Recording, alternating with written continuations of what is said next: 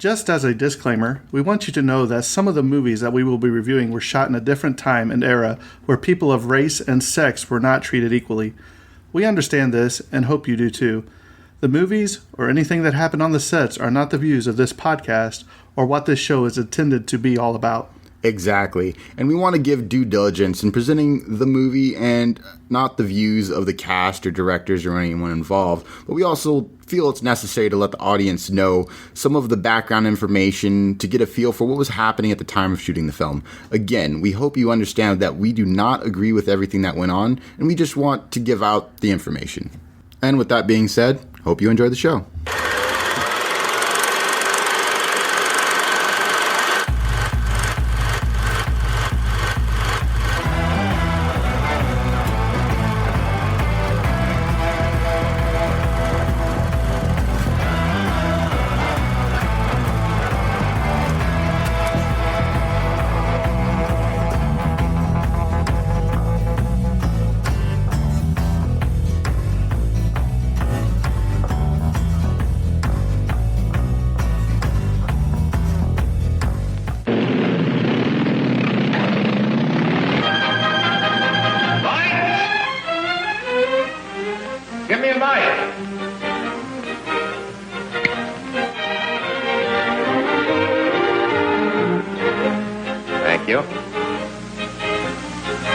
How do you do, ladies and gentlemen? This is Orson Welles. I'm speaking for the Mercury Theater, and what follows is supposed to advertise our first motion picture. Citizen Kane is the title, and we hope it can correctly be called a coming attraction. It's certainly coming to this theater, and I think our Mercury actors make it an attraction. I'd like you to meet them. Speaking of attractions, well, the chorus girls are certainly an attraction, but frankly, ladies and gentlemen, we're just showing you the chorus girls for purposes of ballyhoo. It's pretty nice ballyhoo. But here's some of our real Mercury people. This is the first time you've seen most of them on the screen. Hey, give Joe a little light. Thanks. Now smile for the folks, Joe. Smile. Joseph Cotton, ladies and gentlemen. That's it. Joseph Cotton. I think you're going to see a lot of him. Here's Ruth Warwick, whom I know you love. Ruth. Look at the camera, Ruth. We caught Ruth with her hair up. And here's somebody you've all heard on the radio, so I don't have to tell you he's wonderful. Ray Collins. Dorothy Commongore is a name I'm going to repeat. Dorothy Commongore. I won't have to repeat it much longer. You'll be repeating it. And here's George Coulouris, who's a grand actor. I'll say that name again. George Coulouris. Watch it. Here comes Everett Sloane. Look out, Everett. Oops. Everett Sloane, ladies and gentlemen, he isn't necessarily a comedian. And here's one of the best in the world. Agnes Moorehead. I've said a lot of nice things, but Erskine Sanford deserves some more. Erskine Sanford. So does Paul. Paul Stewart, everybody. Citizen Kane is a modern American story about a man called Kane, Charles Foster Kane. I don't know how to tell you about him. There's so many things to say. I'll turn you over instead to the characters in the picture. As you'll see, they feel very strongly on the subject. Charles Foster Kane is... Sure, he started the war. But do you think if it hadn't been for Mr. Kane, the United States would have the Panama Canal? Charles Foster Kane is nothing more or less than a communist. Kane, governor. Listen, when the voters of this state and Mrs. Kane learn what I found out about Mr. Kane and a certain little blondie named Susan Alexander, he couldn't be elected dog catcher. I'm going to skin Mr. Charles Foster Kane alive. I'm going to marry him next week at the White House. Emily, I hear you've been stepping out with Charlie Kane. Of course I love him. I gave him $60 million. Well, of course I love him. He's the richest man in America. That's what all the girls say about him at first. But you know, I can't help but admire him. He's crazy. He's wonderful. Ladies and gentlemen, I don't know what you'll think about Mr. Kane. I can't imagine. You see, I play the part myself. Well, Kane is a hero and a scoundrel. A no account and a swell guy, a great lover, a great American citizen, and a dirty dog. It depends on who's talking about him. What's the real truth about Charles Foster Kane? I wish you'd come to this theater when Citizen Kane plays here and decide for yourself.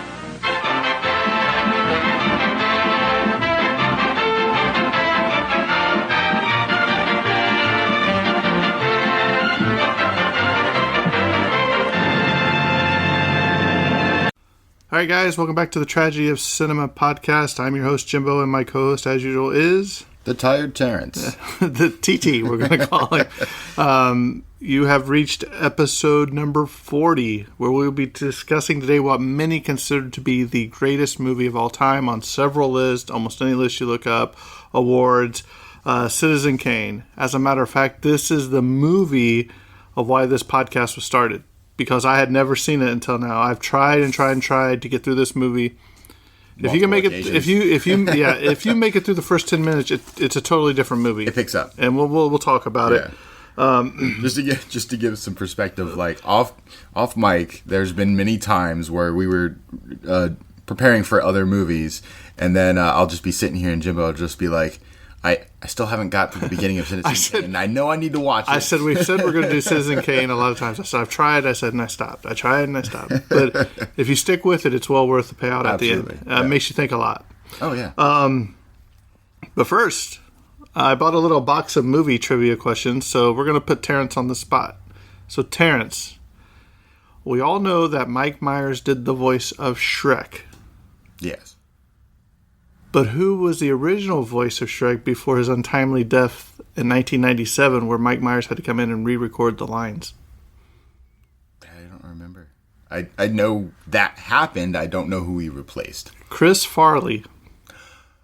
So Chris Farley was going to be Shrek until his untimely death, R.I.P. Yeah. But that could have been a funny movie too. That would have been hilarious, absolutely. And if they would have made David Spade as the donkey, because they were in all those movies together. Yeah, that's true. So this movie has so much information, so many theories, so many explanations, so many opinions, so many technical stuff. This is going to be a longer episode, but we cut a lot of stuff out too. Yeah. So, and I have a theory at the end of this movie. It explains what it is. It's pretty black and white with that. Right. But people have driven it all over the world. Yeah, all these different places they go with these theories and this and that. Yeah, for sure. But I think I got the deeper meaning of what it was meant to be, and Gotcha. I'll explain it to you at the very end. And because I'll give my take on it. Apparently, Terrence will be like, it was okay.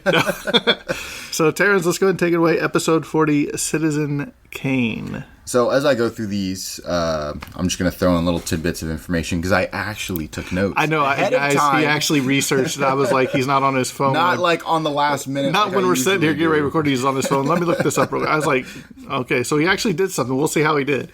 All right, so Citizen Kane, release date, September 5th, 1941. So just the time of 1941. So the 1930s and 40s were known as the golden age of film.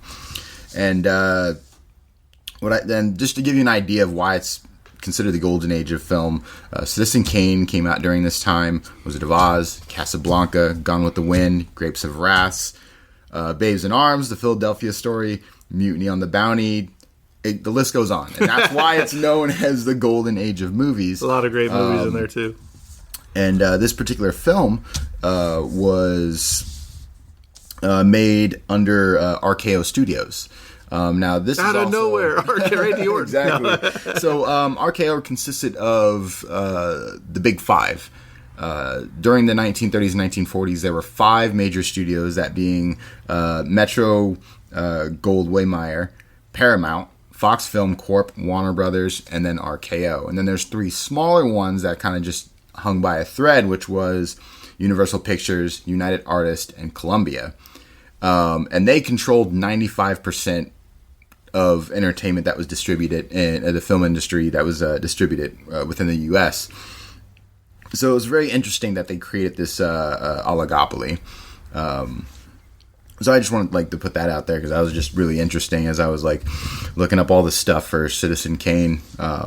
That the 1930s, 1940s, obviously we've covered a couple of these movies already that were within the golden age era, and I just wanted to point out that the 1930s, 1940s was known as the golden age of films, and these were some of the studios behind it. Well, and I also think it's when they were what's the word I'm looking for?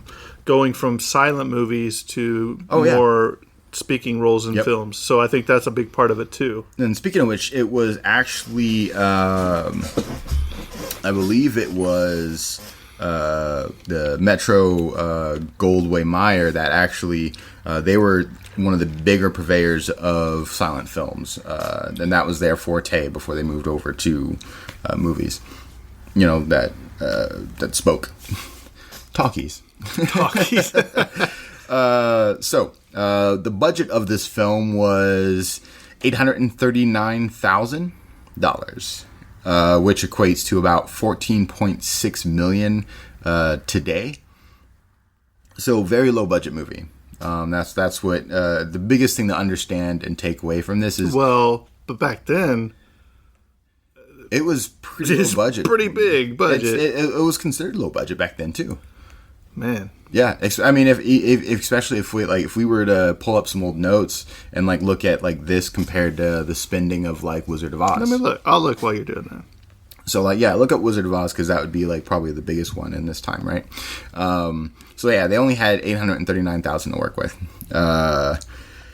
In the box office, it made $1.6 million. And if you account for inflation today, that would be $27.9 million. Now, even though it was basically more or less considered a box office flop, and it actually wasn't until the 1950s that this movie would actually be recognized as one of the greatest. And how that happened was during the 50s, film directors and artists were starting to be recognized and getting really popular. The U.S., kind of looking into what the French were looking at, realized that Citizen Kane was really popular amongst, French directors, and they all highly revered it. And so it garnered a second release in the 1950s, and during that second release is when it gained popularity. But this is also when you start getting people looking deeper in the films and doing film analysis and stuff like that. Right, but the William Randolph Hearst, who basically that was going to be my next thing. Yeah. Well, I'm saying due to this, him and Orson Welles, this is basically a jab at him. Him and Orson Welles did not like each other, and this is basically William Randolph Hearst's life. Yeah, a lot of similarities, things that happened in his life. They may be tweaked a little bit, but the reason, we'll find out when we get to the awards, that he had such a control over. Did he run the New Yorker? He ran some of those So this newspaper, is what he ran. To give you a little background on William Randolph Hearst, he was the first quote unquote big media, because during the 1930s, 1940s, newspaper still wasn't a big, massively distributed thing. So he created the first. I forgot what the company he owned, but he more or less controlled the news. Whatever he said, that's what people were going to eat up, and he really kind of swayed people's minds. Which they call the Inquirer in Citizen Kane. And so, because he had this giant control, he also had this pull of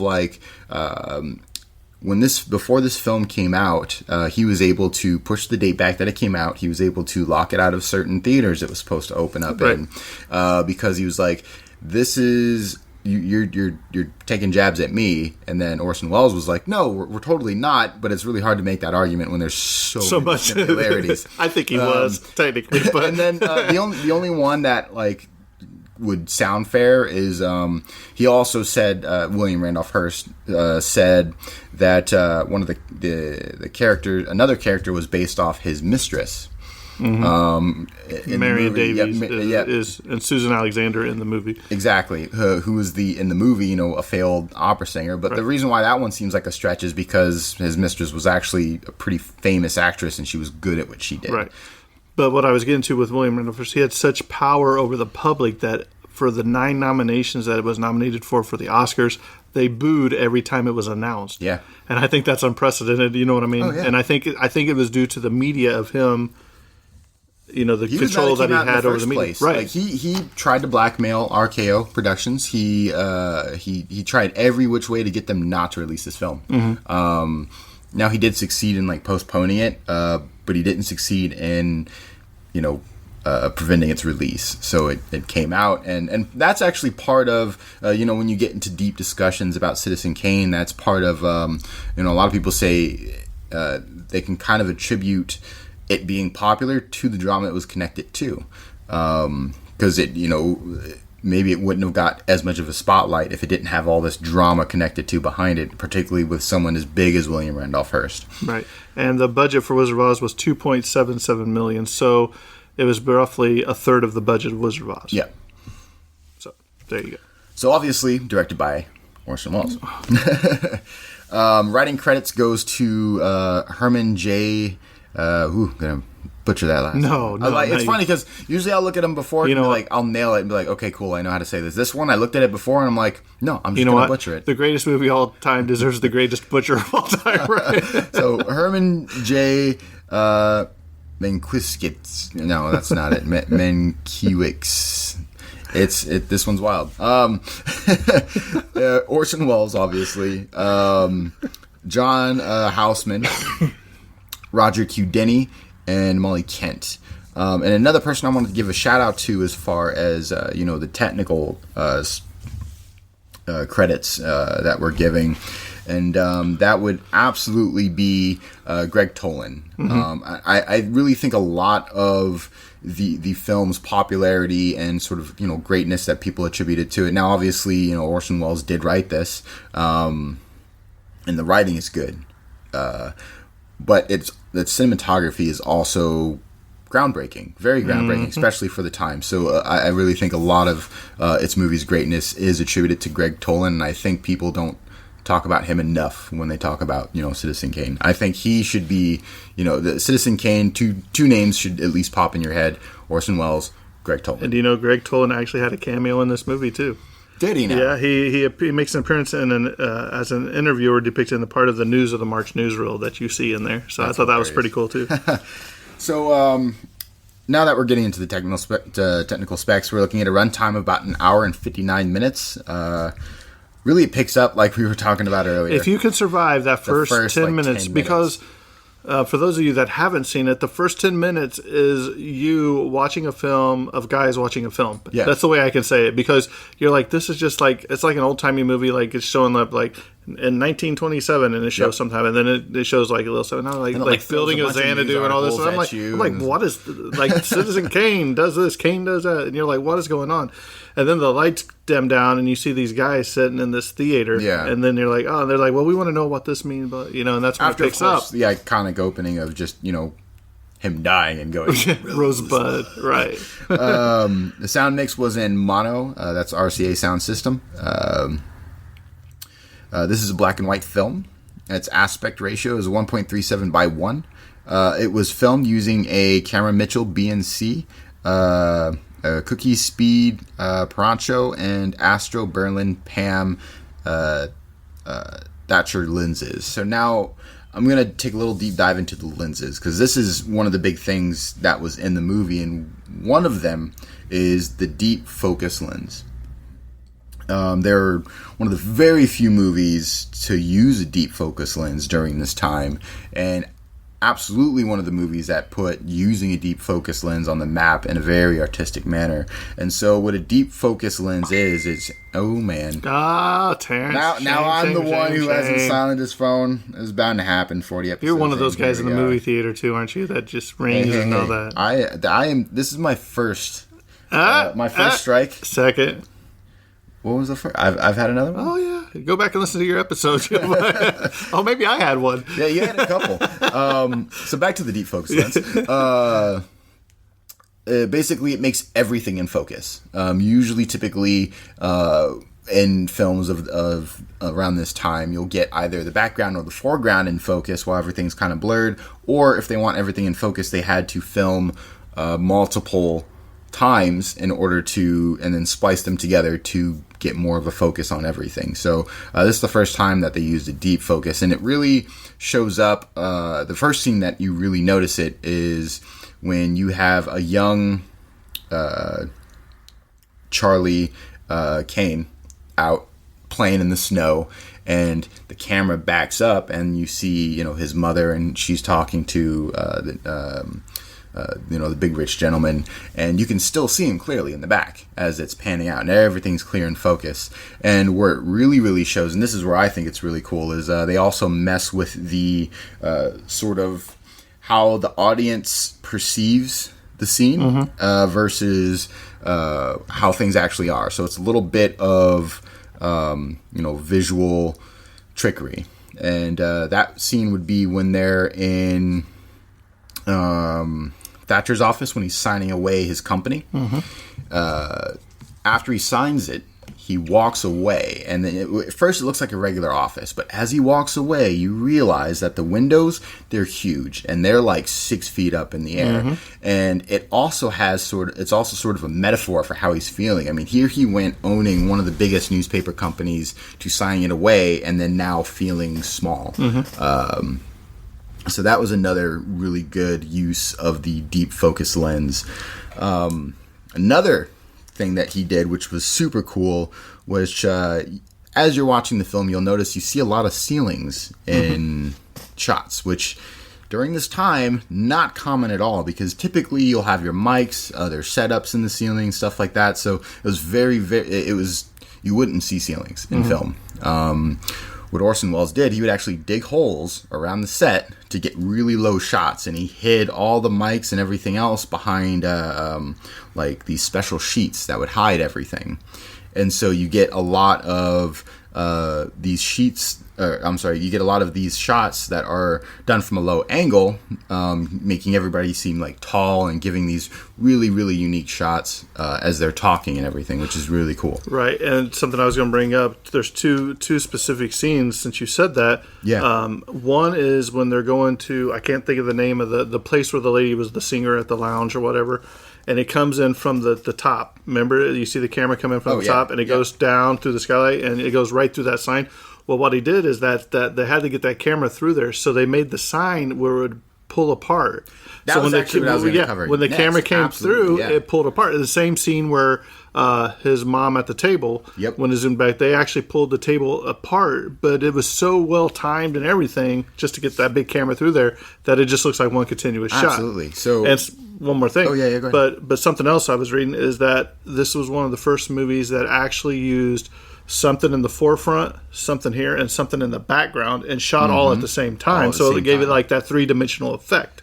Exactly. So, and he accomplished this through mechanical sets, which allowed the camera to have those continuous scenes, and like the sign, like the table. And if you notice, it's very slight, but with the table, you can actually notice the hat. Yeah, that's what I was going to say. And so now what this does is it doesn't mess with the mise-en-scène of the shot. Mise-en-scène being the arrangement, how everything appears, and the framing of a shot. So, your actors, your lighting, decor, props, costumes, so on and so forth. So, typically, you wouldn't be able to pull off a shot like this without messing with that mise-en-scène, moving stuff or having things arranged in a way where things wouldn't be in the way. But because they use mechanical sets, they were able to make that whole panning shot and then make it seem like they're going over all of that stuff.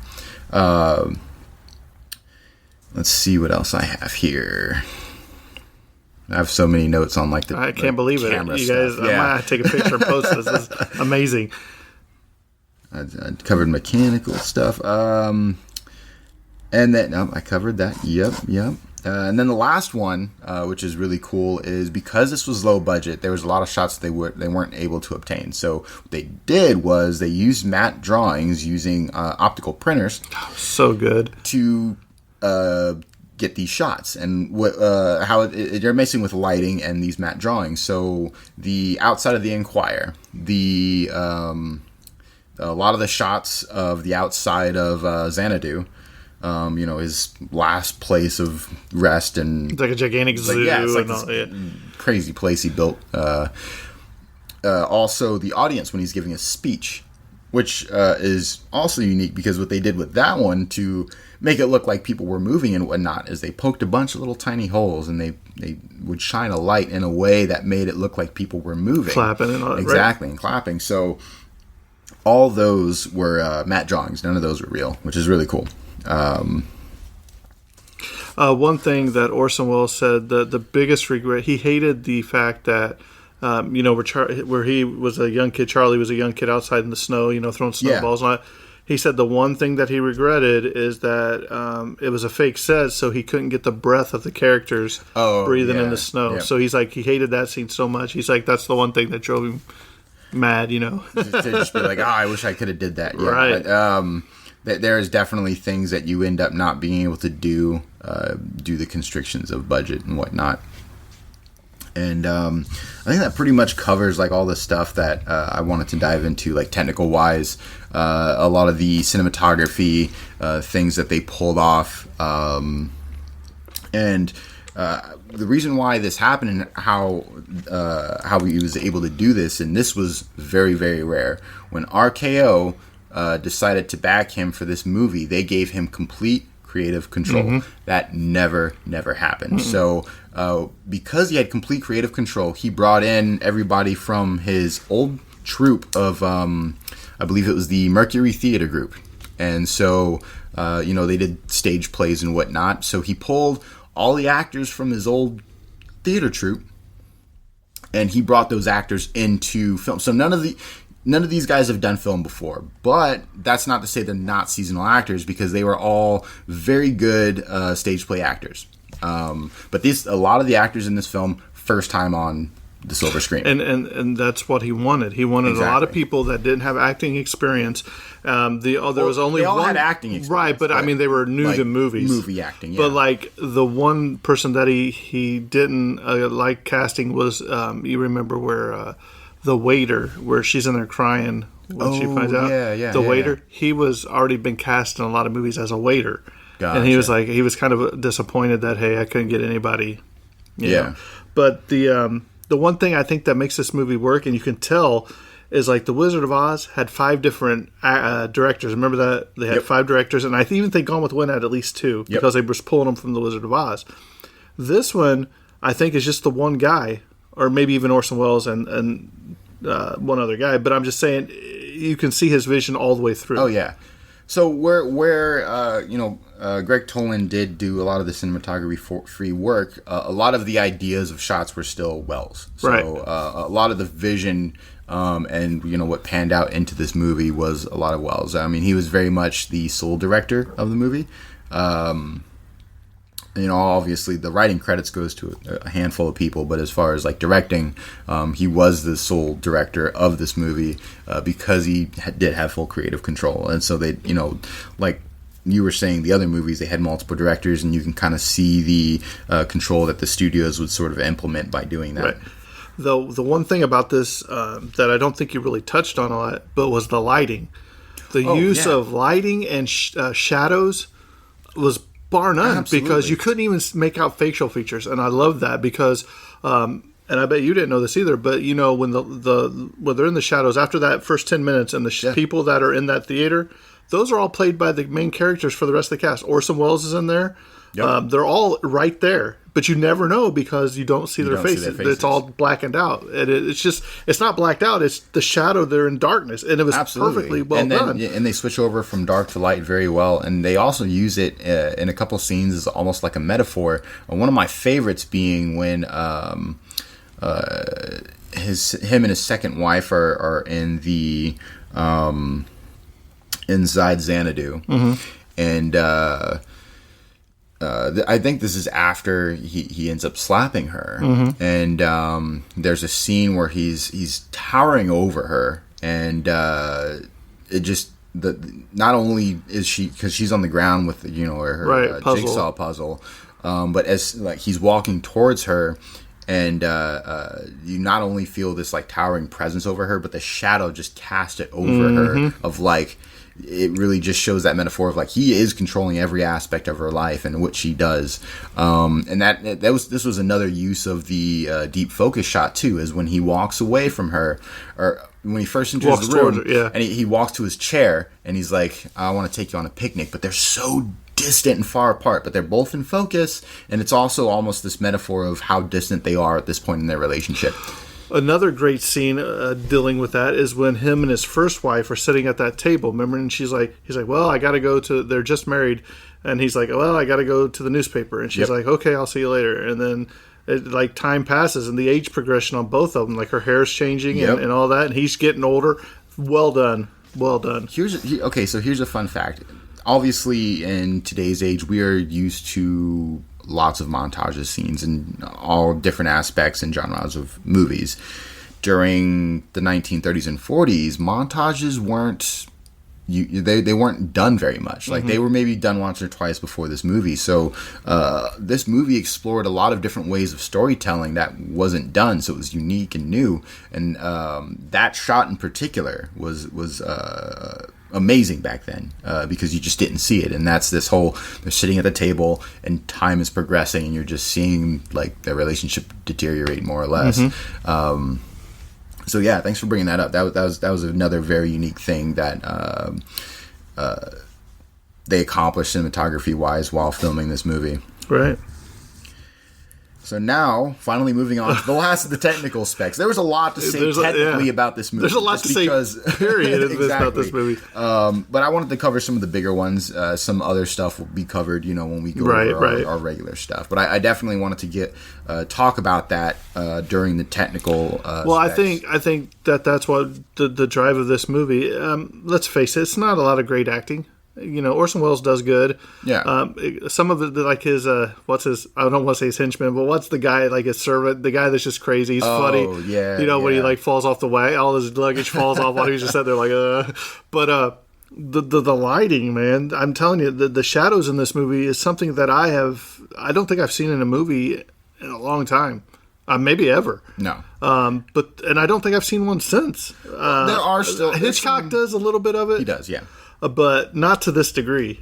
No, he definitely really, really played a lot with light in this movie. Where I think when it is used nowadays, it's usually used very conservatively. Like it's only in a couple shots, and typically it's almost this to depict just kind of simple messages, like you'll get this good and evil kind of thing where like whoever the hero will be bathed in light, and and then when they pan over to the villain, he's all in shadow. And these are like some of the small things that are accomplished with light today but aren't really used to the degree of it is now. And maybe it is, and maybe I just haven't caught it, but it's very obvious in this film. Right. But I think that's the draw for me for this movie, is why I enjoyed it more than I thought I would.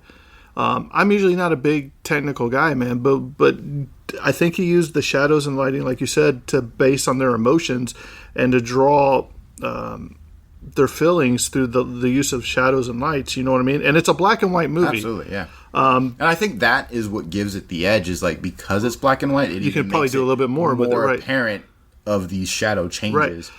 But Ted Turner wanted to colorize this. Oh, really? Right. And you know what it's rumored that Orson Welles told him? He said, "You can tell Ted Turner to keep his crayons away from my movie." I thought that was the funniest thing I've ever seen. Fantastic. Honestly, I wouldn't want to see this colorized. Like, I think it would be interesting if you could get the right. I don't know, man. I just think it's perfectly shot. I don't think you can. I think so. Because even, and we're going to stay here for just a second longer. But even the opening scene, where you're watching, like, they're at that gate and it fades up, the no trespassing sign, and it goes in there, and just the way it's shot, you see that house in the back. Yep. And you see, it keeps getting closer and closer, but there's different things happening in the forefront. Yep. You know what I mean? And then once you get inside the house, it's like the play on the snow globe and all that. It's so well done. And I loved it. So, continue on. Sorry. We're going down a lot of rabbit holes here, but might as well. It's one of the greatest movies of all time. We're going to take a little bit extra time on that. Absolutely. So the film length was 3,271.72 meters. So this film consisted of 13 reels. Negative format was 35 millimeter. Cinematographic process was spherical. Printed film format, 35 millimeters. And now off to the awards. We have the Academy Awards USA 1942. Winner of Best Writing Original Screenplay, Herman J. M., because I'm not going to just butcher his name every time I bring him up. And then Orson Welles. And on Friday, July 19th, 2003, Orson Welles' Oscar statue went on sale at an auction somewhere. What did it sell for, do you know? I don't know where the somewhere is. No, but I mean, do you know how much it sold for? Oh, no idea. Let me look. All right, then we have, here's the nominations. So we're just going to, the two most notable ones was Best Actor in the Leading Role, Orson Welles, and Best Director, Orson Welles. So Orson Welles was the first person to be both nominated for an Oscar for being both the leading role and also the director. And then he was the first one to get the, leading role, Best Director, and I'll rip up my paper. Fall Away and best film. His Oscar sold for in 2011.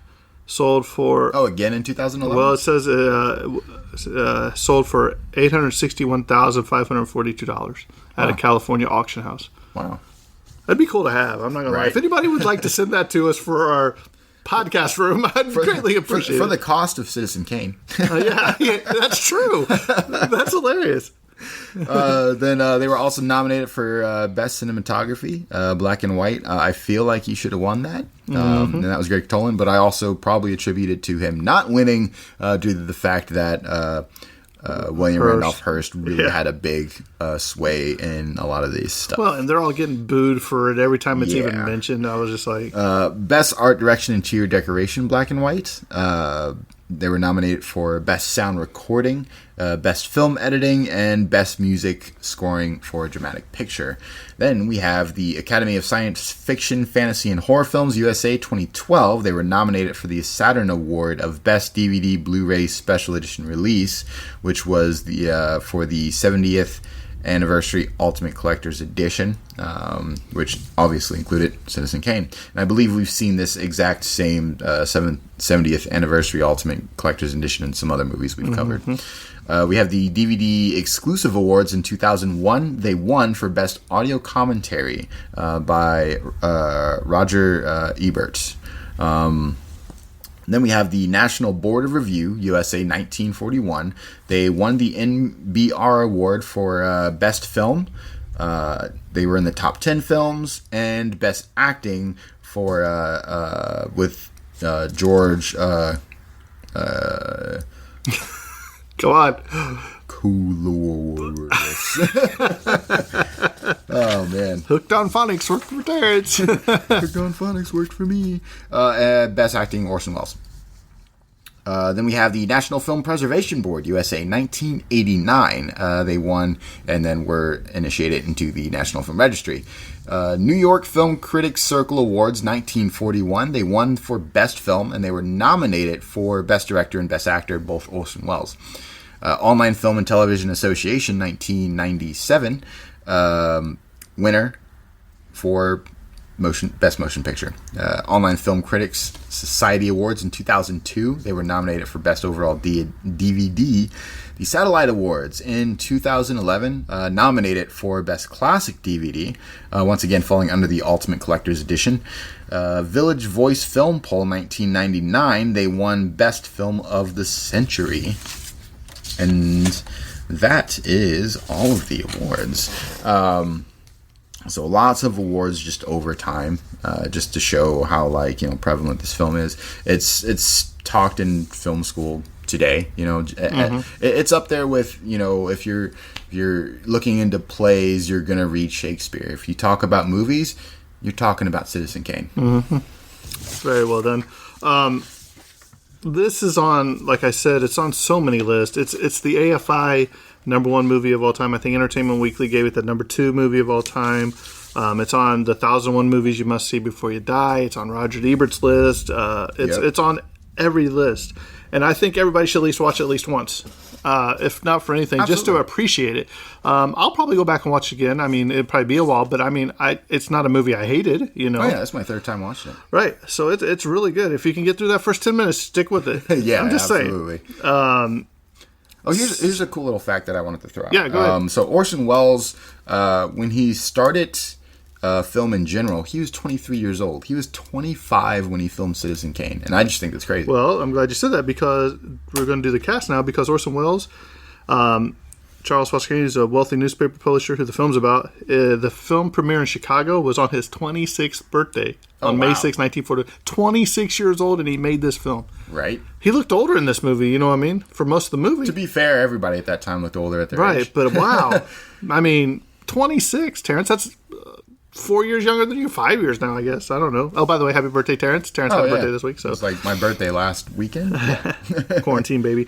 But like it says at the beginning of the film's ending credits states that most of the principal actors in Citizen Kane are new to motion pictures. The Mercury Theater is proud to introduce him, and the cast is listed as follows. You have Joseph Cotton as Jebediah Leland, and I think he did a really good job. That was Kane's best friend and report of the Enquirer. Yeah. He, also... Is it the same gentleman, or does someone else play him when he's older? I don't know if they did makeup or Orson, Jeremiah. We'll get to it. Gotcha. Dorothy Commongore as Susan Alexander Kane, which was his mistress and second wife. Yep. Agnes Moorehead. Do you know who Agnes Moorehead is? No. She played Mary Kane, which was his mom, but she was almost 40 when she did this, and she was in Bewitched. Oh, she played Samantha's mom in Bewitched. That's crazy. If you've ever seen Bewitched, I don't know, you're young. And do you know what Bewitched is? Yeah. What is it? Movie about witches. No, it's a TV show. Look at this guy. I don't know how this podcast survived with this guy. Ruth Warwick was as Emily Monroe Norton Kane, which was his first wife. Ray Collins as Jim Geddes, which was his political rival. Man, that guy was crooked. Yeah. We'll talk about that though later. Erskine Sanford as Herbert Carter, which was the editor of the Enquirer. Everett Sloan as Mr. Bernstein, which was Kane's friend and employee at the Enquirer. William Alland as Jerry Thompson, a reporter for the News on the March. Paul Stewart as Raymond, which was Kane's butler. George Caloris as Walter Parks Thatcher, a banker who becomes Kane's legal guardian. Fortunio Bonanavo, that guy, as Sigur Matiste, a vocal coach of Susan Alexander Kane. That guy was funny, man. Yeah. No. I loved him. Gus Schilling as John the head waiter. That was so funny. Gus Schilling as John, head waiter at the El Rancho nightclub. Philip Van Zandt as Mr. Ralston. Georgia Backus as Bertha Anderson, attendant at the library of Walter Parks Thatcher. She was funny too. And I thought that was another great scene shot when he goes into that library and he goes into that big room. There's a big picture of Kane on the wall. Nothing else in this room. Just a big room, a table, one chair, and they bring this diary of somebody and set it there. And she's like, "You can only look at pages 41 through 73 or whatever." Yep. And you got it. What? We close at 4:25 or whatever. You must be done. I was like, okay. I just think it's funny how that scene ended. And they're like, "Do you know anything about Rosebud?" Like, no. No. All right. And then he just leaves. Did you find what you're looking for? No. Let's see. Harry Shannon as Jim Kane, which was Kane's father. Sonny Bupp as Charles Foster Kane III, Kane's son. Buddy Swan as Charles Foster Kane, age 8. And we talked about Orson Welles. Additionally, Charles Bennett appears as the entertainer at the head of the chorus line in the Enquirer party scene. And cinematographer Greg Tolan made his cameo there at the News on the March reel. Also, actor Alan Ladd makes a cameo appearance as a reporter smoking a pipe at the end of the film. So, all right, are we ready to die? We're going to have a bunch of talking points here. Oh, yeah. I'm going to just let you fly through some of these because we spent like 40 minutes just Well, we had, William Randolph Hearst. He hated Orson Welles so much that he actually accused him of being a communist. Yeah, absolutely. And I was like, this rival is just going way out of whack. But they said that this film opening title, with just the title, no names, nothing. They said this was almost unprecedented in 1941. Is now the normal for the industry of Hollywood. You know what I mean? Yeah. But this is like one of the first times it was ever done. And if you hear any thunder, it's getting ready to storm bad outside. Oh, yeah. But the hatred between Hearst and Welles went. Hearst was trying to basically not get this made. We all know this. Yeah, absolutely. But the rumor is that he had arranged for a naked lady to be in Orson Welles' hotel room, so that when he opened the door, there was going to be a photographer there, and she was going to jump into his arm, and they were going to snap a picture and use it as a propaganda against him, so this movie would not get released. But unfortunately, Wells found out about it, so he spent the night elsewhere. So, but we don't know if that's true or not. So, Yeah. you know, In case you haven't caught on yet. They hate each other. William Randolph Hearst was a bit of a terrible person, right? But also he, you can see, you know, what they say, power corrupts and absolute power corrupts absolutely, or whatever they say. So, I mean, I think that's one of these guys. It's also very racist. They also said that Orson Welles, that he would yell at his second wife, you know, he would just talk bad about her all on set, just so they could get that emotional connection, because he didn't have any bad feelings toward her. He eventually said, you know, but it was just he wanted to get into character, and you know, she hated him basically. Yeah. Sad news though, but the original nitrate negatives are gone. They were lost in a fire during the 1970s. Ah, jeez. Why is that, man? All this stuff. Is this like the second or third film that we've read that it's happened to? Right. Yeah. I mean, but back then, you know, even a lot. What was it? Who was it? What movie were we doing where somebody found like something in the trash can and took it home? Oh, that was Creature of the Black Lagoon. Yeah. Like after it was done filming, they just tossed the costume. Yeah. Can you imagine? Wow. Do you know the scene where it's towards the end of the movie where he gets mad and he goes in her room? She says she's leaving him or whatever, and he goes in that room and he just starts tearing it up and all that. Well, I mean, he cut his hand really bad. He did it all in one take. Oh wow. Yeah, that was one take. He said I really felt it, and he just went nuts in there. You know what I mean? And I was like, let's see. Yeah, he said that Marion Davis' reputation had suffered due to popular misidentification with the character of Susan Alexander. So on that scene that we were just talking about, you know, where after she leaves, so there's this particular shot where, you know, he passes by two mirrors and you get the Dorset effect. That's when, you know, there's two mirrors and it looks like infinite mirrors. Yeah. Oh yes, where he walks by. Great shot. I just wanted to bring up because he never looks directly into the mirror. He just walks by it. He just walks by it. Yeah, and it's once again. Just filled with, like, you know, messages and meanings in these shots, and everything done very on purpose. Right.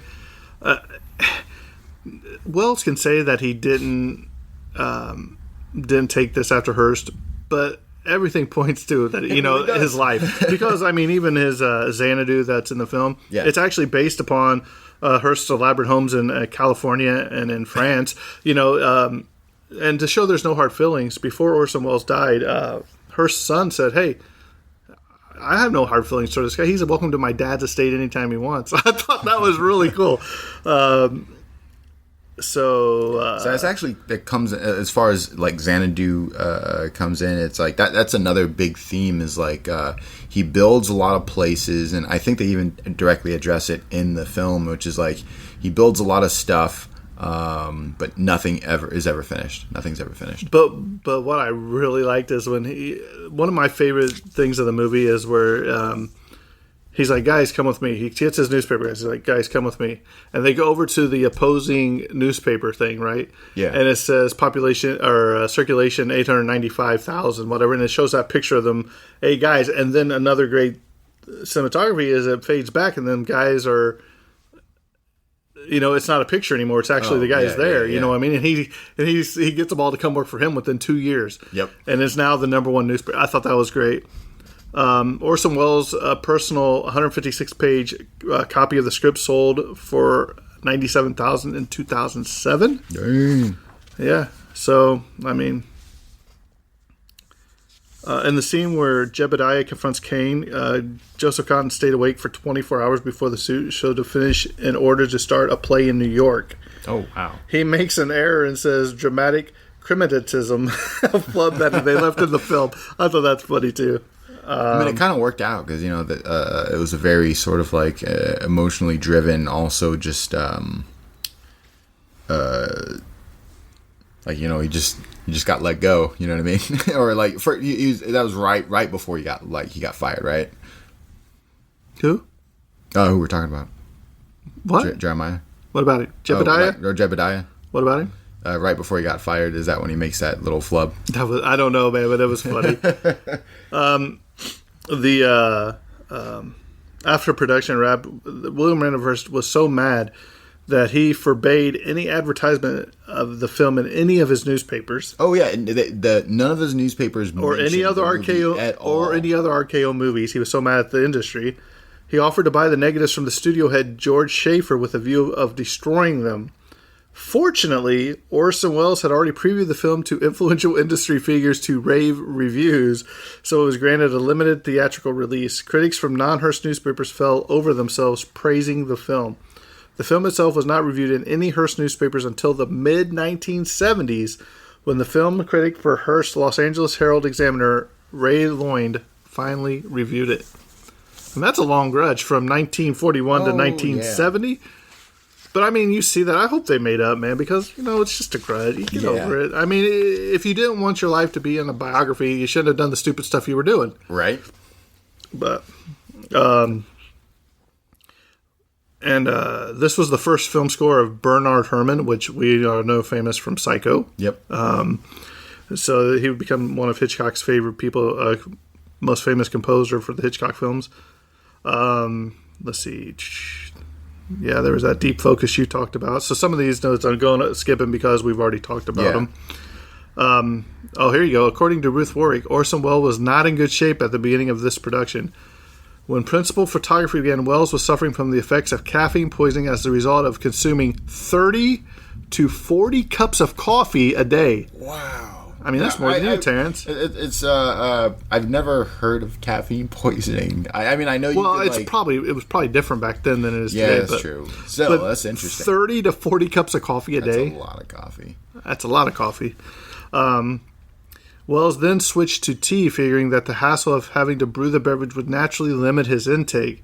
But Welles had someone on call to brew the tea for him, and within 2 weeks, Welles was the color of tannic acid.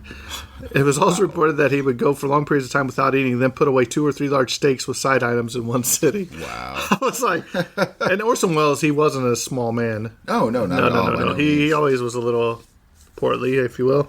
Yeah. We talked about the still photo already, the pins. This is the one that I thought was pretty funny. It says, when Kane and his entourage are on the set off for the beach of Xanadu, you see large birds flying in the background. Yeah. The fact was that the backgrounds was lifted from science fiction films to save costs, and the birds are, in fact, pterodactyls. They think that they were from either King Kong from 1933 or Son of Kong from 1933. So it'd be interesting to find out which one of those. Oh, I know, right? It actually was. Oh, and by the way, I'll say this real quick. Marion Davis was rumored to have an affair with Charlie Chaplin. So I think that's where some of this comes in. But there was going to be a scene in there where there was she gets caught or whatever with Charlie Chaplin or whatever. Huh. There's a whole big story on that I'm not even going to read, so we can cut some of that out. And here comes the rain. Oh, I know, right? About to get noisy. Yeah. So let's see here. Yeah, do you remember where they're celebrating and he's like, they're having that feast or whatever. He's like, all right, bring them in, and the drummers come and then the chorus girls come. Yeah. That was actually going to be set in a brothel, but but he was like, well, this is going to take away too much from what I'm trying to accomplish. Yeah, that would make sense. Kind of take away from the scene, right? The element of the script that he wanted to do. Orson Welles chipped his ankle bone halfway through production, had to direct for 2 weeks from a wheelchair. When he was called to stand on screen, he wore metal braces. The injury occurred in the scene where Kane chases Getty down the stairs and Welles tripped. Do you remember when his first wife comes? They're having a political. Right. Yeah. He's running for governor of New York, I think it is, and then or Chicago, one of the two, basically. Well, she gets this note after his big speech, and they send their son home with another driver. And she's comes like, and talks to her. She's like, come with me. She's like, well, where are we going? She gives him the address. She's like, you can. Yeah, she reads the address. She said, you see his eyes go wide. Yeah, you said you can come, or you can't, or you don't have to. Stay. He's like, I'll come. I'll come. So they get there, and when he gets there and he goes upstairs, they knock on the door, and she opens the door. She's like, oh no, he was here. He was going to blackmail me, ruin my opera career, blah blah blah. And it's his political counterpart. So this scumbag, well, Kane's a scumbag for cheating, but what I'm saying, this scumbag he's like, look, he either drops out of the race, he's like, or I'm going to go to every other newspaper that he doesn't control, and I'm going to publish this, and it will be his downfall. Yeah. So his wife gives him the ultimatum. Basically, she's like, well, what are you going to do? She says, I'm leaving. She said, you can either come with me or you can stay. And he says, I'm staying.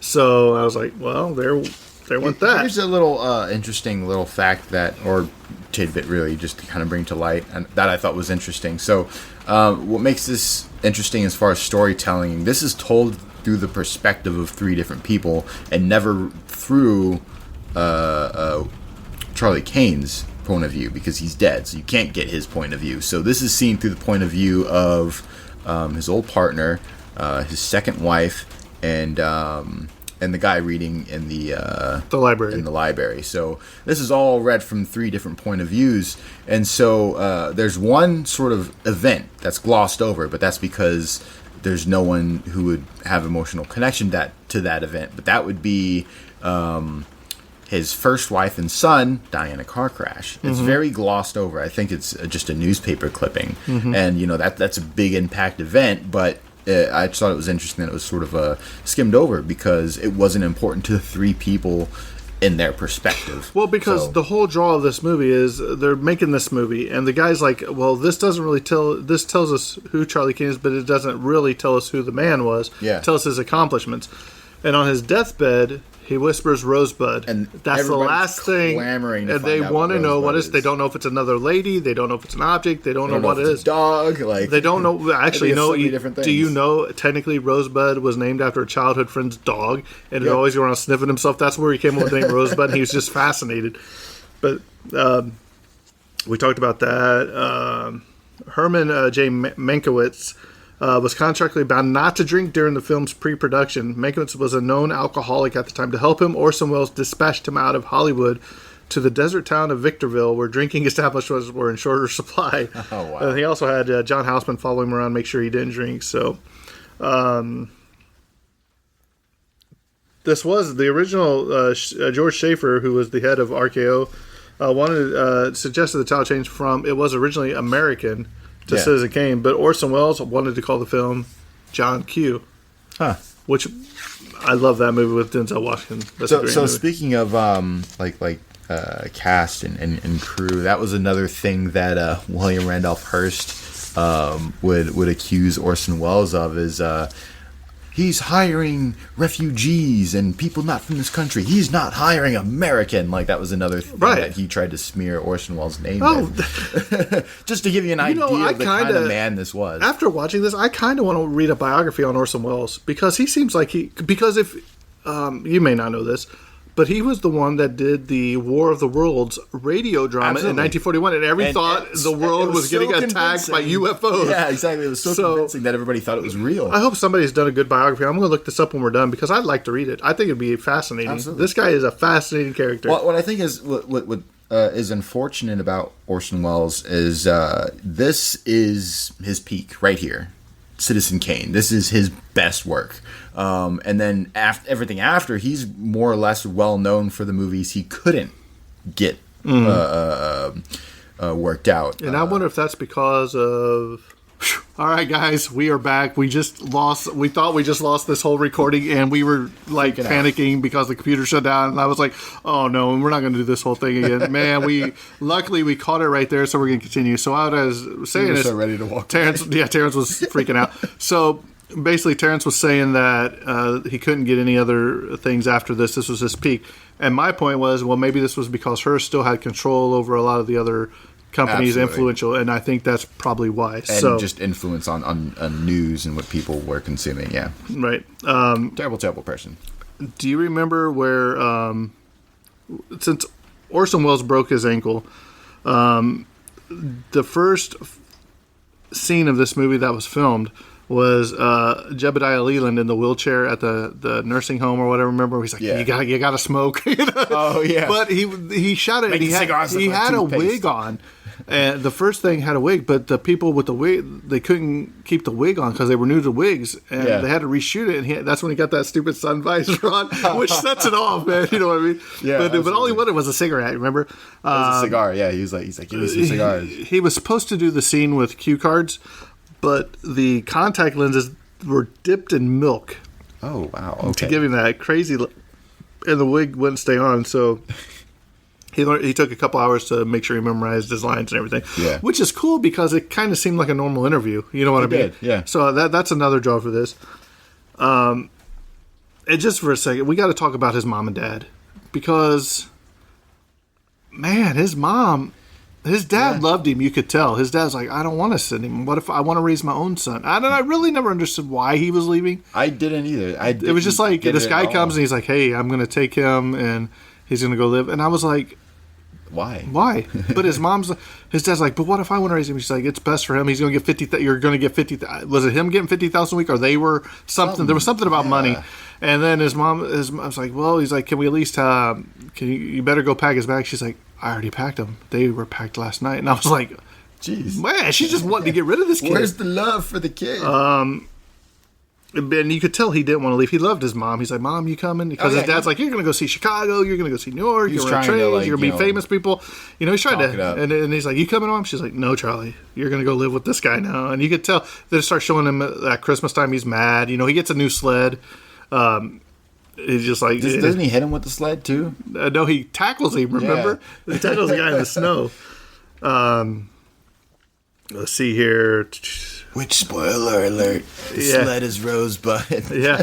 Well, you know what's funny is, in I forget what it is. I got it in here somewhere, but Jim Schultz, the creator of Peanuts, or Charles Schultz, sorry, the creator of Peanuts, he actually spoiled it in the cartoons because they said, hey, you know, they were talking about Rosebud, and then somebody said, it's the sled at the end of it.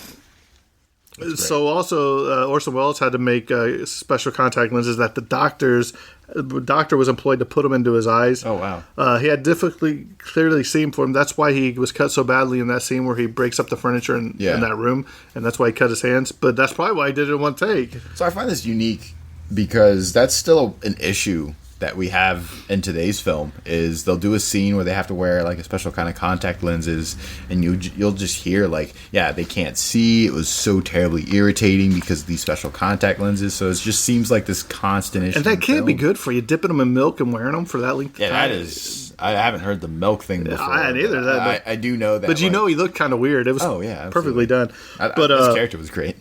You know the sled that was given to Charlie from Thatcher? Thatcher was that guy's name. Yeah. For Christmas, and he looks at it and he's just like mad. Well, the name on that one was the Crusader. It wasn't a Rosebud, so I don't know if that was a type of sled, you know, a name brand sled or something. So that's why he looked kind of mad the entire time. That makes sense. Yeah. Orson Welles gave an example to the movie industry with this film with "There's no need of preparation." He learned a bunch of techniques by looking up for the main characters, important characters, down on secondary ones. He said that he watched Stagecoach a lot, the John Wayne's first movie. He watched it almost 40 times while this was during this production. Oh, wow. He watched it 40 times. So I guess, you know, whenever we get to that, we should see like if there's any sort of comparisons or like ideas that he pulled from that movie. Right. It says that the unnecessary preparation cost Welles his career, all according to director Robert Wise, who edited this film, and The Magnificent Ambersons in 1940, also from Welles. Simply, after that magnificent start, he never took advantage of his talents. It was his fault, his lack of discipline. So, but Orson Welles came to this... He's just so young, right? You know what I mean? Orson Welles came to this like the Rosebud twist, calling it a dollar book Frood. I was like, let's see. Oh, do you remember this? I thought this was funny. As of 2017, do you remember the scene where she's like, you're gonna be the greatest opera singer of all time? He's like, I'm gonna build you an opera house. So he builds an opera house for his wife. He just builds his opera house, right? And they're all in the theater, and the people are like, you know, like, the director's down there in the bottom, you know, the opera coach is down there. It's like up higher, you know, and people are laughing and talking, and you know, but then they start clapping. And then he stands up and he just starts that ridiculous clap.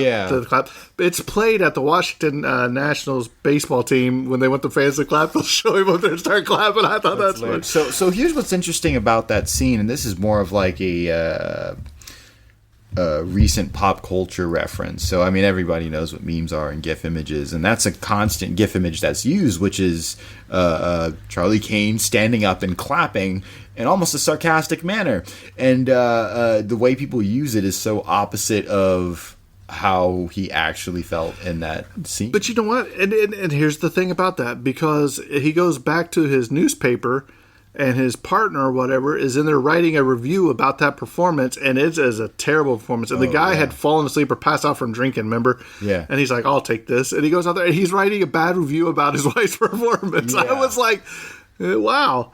So on one hand, he's standing up giving a standing ovation. The other one, he's writing down, and like putting all the feelings he wanted to say in there. Yeah. Let's see. Mankiewicz wrote the balance of the screenplay from the film from a hospital bed recovering from an illness that he had. So I wonder if it was alcohol related. Poison, yeah, it could be. Orson Welles was himself a magician, an amateur magician. That's why when he's doing them tricks for his second wife. This was the favorite film of Charlton Heston. He would later collaborate with Orson Welles on Touch of Evil in 1958. This is also your President Donald Trump's favorite movie. Which he's kind of... He mentioned... Orson, it's like a biography. Parallels are there. Right. He stated that, long time ago. Like, pre him... Home Alone. Oh, yeah, it's a long time ago. He said that this was a long time ago. And, he gets, the baseline of sort of the movie, and that was, he's like, oh, yeah, I like the whole point of the movie is that money can't buy you happiness kind of thing. And I'm like, yeah, that's the very, very, very, very surface level of the movie. So you're not wrong, but there's a lot more deeper things going on in the movie. But yeah, right. No, it's interesting. We talked about the wig. Talked about Donald Trump. Let's see here. Gashed his hand. Yeah, you talked about that during that. The film is frequently cited as the best film of all time, but wasn't immediately received as such upon release in 1941. Its profile was raised significantly in 1962 when Sight and Sound's decennial all-time film poll placed it at number 1, a position it held in 1972, 82, 92, 2002, being knocked down to number 2 by Hitchcock's Vertigo in 2012. Which we have covered. We did. Great movie. The superstar Marion Davis, which was technically based upon her part, Susan Alexander in this, in her memoir, The Times We Had, which she recorded in 1951, that she never saw the film and that she had no anger towards Orson Welles. So I thought, how can well, if you ain't seen it, you're not going to be angry. I mean, like I said, I think the whole sort of him trying to make the connection to Susie and the movie and herself, it wasn't there because, like I said, in the movie, she didn't want to sing, she was forced to sing, and she wasn't good at it and everything. Whereas in is it Marion Davis? The real one? Yeah, exactly. So she was a successful actress. And she was just good at what she did. So, really, there wasn't a comparison between the two, except the fact that, oh, hey, this, powerful guy had a mistress. Only connection. But I think it's a stretch to say that she's a direct jab at her. Right. So I think it was more at Hearst than anybody. Yeah, absolutely, yeah. In March 1967, in a Playboy interview, Orson Welles stated that I've known only one great cameraman, Greg Toland, who photographed Citizen Kane. He said he could teach me everything about the camera in 4 hours. And he did it. So I thought that was pretty good. That is unique. He was Wells was so satisfied with this guy that he did for the Spanish dub version that he requested the dubbing director Salvador Arias would appear in the Spanish version credits. So I thought that was really cool. And last but not least, in an interview book, this is Orson Welles with Peter Bogdanovich and Orson Welles. Bogdanovich informs Welles that Steven Spielberg, yes, that's Steven Spielberg, then a young director, bought the Roseblood sled from Citizen Kane, and Orson, confused, confessed to Peter that he thought that they had burned the sled. So he's like, I thought we burned them. You probably burned several of them. Scene. Yeah, that's hilarious. All right, Terrence, give me your thoughts on this movie. Give me your opinions. Give me what you think Rosebud means. Let's hear it. Hear it. Give it to me. So, okay, so there's a lot of things going on in this movie. There are many different sort of things you can pull from this as far as what it's about. There's a lot of arguments between all the different things it could be about. One of them being, is it about a loss of childhood? Is it about memory? Is it about complications of money and wealth? And then I actually pulled this expert from someone who... I don't want to know theirs. I want to know yours. I thought it was really interesting. Oh, okay. So it says, but you have to admit the film goes all in on the idea of loss of childhood. Kane drowns his feelings in material objects and tries to live vicariously through Susan Alexander's youth, telling her we were going to be a great opera star. So... I just thought that was a pretty unique thing when I was looking up, kind of comparing my own ideas to how other people felt about the movie. And I think that's one aspect that makes it unique, is you can pull all kinds of different ideas and nobody's particularly wrong. So I think it's one of those movies it's kind of, you take away what you interpret and there's really no wrong answer to it. Mm-hmm. Now, I couldn't find anything from Orson Welles, him just putting out black and white, oh, this is about this. But I think that's on purpose. If it is out there, let me know. But as far as I know, he never came out and been like, this is what everything means. I think it's more to be open to interpretation. And, that's another very unique thing for this movie. Well-told story of amazing cinematography, amazing lighting, just everything technical about this movie was groundbreaking for the time, and it's one thing that I've talked about before. Every time this movie comes up, I always talk about it, and it's a good movie for at least definitely a one-time watch. Absolutely should be at least watched one time. Mm-hmm. I mean, it is most commonly known as the greatest of all time. Now, I think that in itself is a very subjective statement. Obviously, I think we just, as humans, we just have this obsession of trying to pull the greatest thing of all time for anything. But is it a great movie? Yes. Is it the greatest thing of all time? Debatable. Could, for some, probably. For others, who knows? Now, I am curious to hear sort of your take on it, because I have seen this movie twice before. Mm-hmm. I've seen it on my own, and I've seen it in a film class. This is your first time mm-hmm. seeing it. So after knowing my thoughts, which is definitely check it out at least once, what are your thoughts on the movie? All right. So, like I told you, if you can get past those first 10 minutes, because I was like, this has got to be the best movie of all time for a reason. Yeah. And so I started investing myself in Kane, because I was like, because they're going by decades. They're showing when he's a little boy. They're showing what happened to him at an early age, transformed, taken away from his parents, taken away. He doesn't know why, but all you know is he's rich. Yeah. It shows him how he's a young businessman. He makes those decisions, and it keeps going. And he wants to be the best at what he does every step he goes away. And money's no object. Because there's a scene, if you remember, the scene that I love, and he's like, "You're costing this $1 million. You lost $1 million this year." He's like, "I could use $1 million for the next 60 years and still not spend it all." And I was like, "That's my man." But here's my take from it. I think the significance of Rosebud. Obviously, we all know it's his sled name. At the end, when it's burning in the fire, where they're throwing all this stuff away, it's burning in the fire, and it burns back, and it says Rosebud on his sled. To me, here's what I think. I dug deeper. I thought, first of all, let me say this before I think what my deep dive. I think the snow globe plays an integral part of this movie, because that is of his childhood home, and you shake it in the snow, and that's where he was last with his family. Yeah, you see that at the at the beginning when he dies. You see that several other times in the movie when he goes to destroy. And he destroys that room. He reaches down and he picks up that globe and he looks at it, and that's when it stops his anger. Yeah. And he walks away with that. He doesn't. All the people are standing outside the room, and he just walks away with it. Yep. So to me, I looked up what is a rosebud. I wanted, I was like, let's see what a rosebud. But a rosebud is basically an unopened flower of a rose. Yeah. Okay. So I started thinking, okay, a rose. A rose is a beautiful flower. Okay. But what else is on a rose? Thorns.